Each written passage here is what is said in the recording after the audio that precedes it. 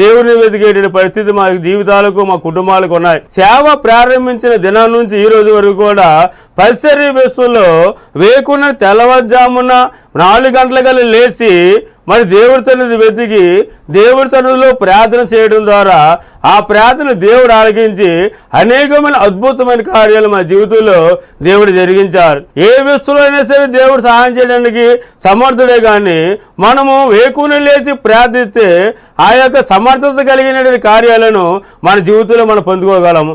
కానీ మరి వేకుని లేకుండా మేము వేకుని లేచి దేవుడితో వెతకుండగా, వేకుని లేచి దేవుడితో మనం ప్రార్థించకుండగా, వేకుని లేచి దేవుడితో మనము దేవుడితో కూడా కలిసి సహవాసం చేయకుండగా మన జీవితాన్ని మరి కానీ గడిపినట్లయితే దేవుడి ద్వారా పొందుకోవాల్సిన ఆశీర్వాదాన్ని మరి చేతుల్లో మనం పాడు చేసుకున్నట్టు ఉంటుంది. కాబట్టి క్రైస్తవ జీవితం జీవించేటువంటి వారు ఎలాగ ఉండాలో తెలుసా? ఇక్కడ దావీదు చెప్తున్న మాట ప్రకారం చూసినట్లయితే